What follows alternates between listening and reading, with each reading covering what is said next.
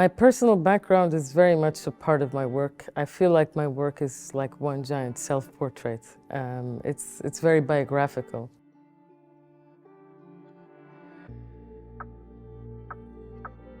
So I grew up in Kuwait and then I moved to Japan and now I'm living in Berlin. I think, these different cultural contexts obviously affect my work. I think especially as a person, not just as an artist. My exhibition in Gothenburg Museum of Art is titled Burning Desire and very much focused on the central topic of oil, I think. And the central work in the exhibition is a video called Crude Eye, which is a film about an oil refinery, but it actually tricks you to believe that this is a real place. But it's actually a miniature oil refinery that I built in my studio. And this element of trickery and seduction is a very important point, I think, in this exhibition.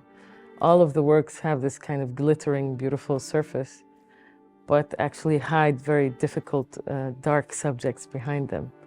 And I think this is what oil does to us as well, is that it's a trickster. It tricks us into kind of believing that it's giving us convenience and wealth, but at the same time it's destroying our world, and we don't know how to kind of get rid of it in a way.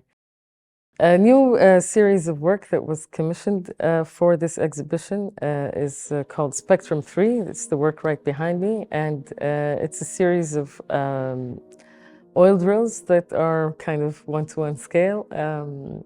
And I've been researching oil drills for so long. I have hundreds of different models and designs, and I'm just a little bit obsessed with them. And I was able to make 5 new pieces here that I wasn't able to realize before.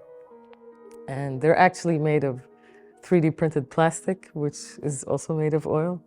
So there is this kind of cyclical relationship also in terms of the material of the work. Benzene Float Pentacene is a new inflatable sculpture that was commissioned especially for this exhibition. And it's part of a series of works I'm working on depicting the chemical molecules of petrochemical substances. When scientists draw kind of diagrams of chemicals, they use these models called space-filling models. And if you just look at them out of context, they look like little balloons. And I thought it was really interesting to kind of recreate this as an actual inflatable sculpture in space, and to make it kind of larger than life so that people have to confront it in a way. In the exhibition, there's also a series of works, glass sculptures called Man of War. It's also part of a larger series.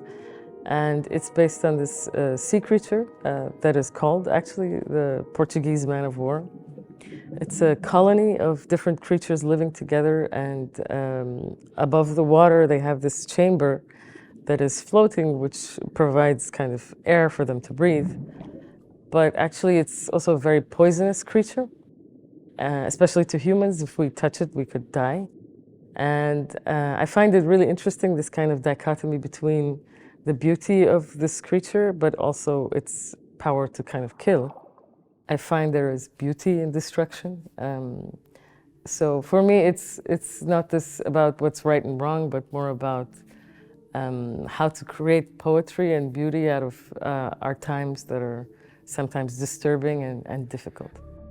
My works are also reflecting this sense of time travel. I always think of them from the perspective of the future, that these tools, 100 years, 200 years from now will be meaningless or obsolete, and that people will not know what they are anymore and try to create stories around them.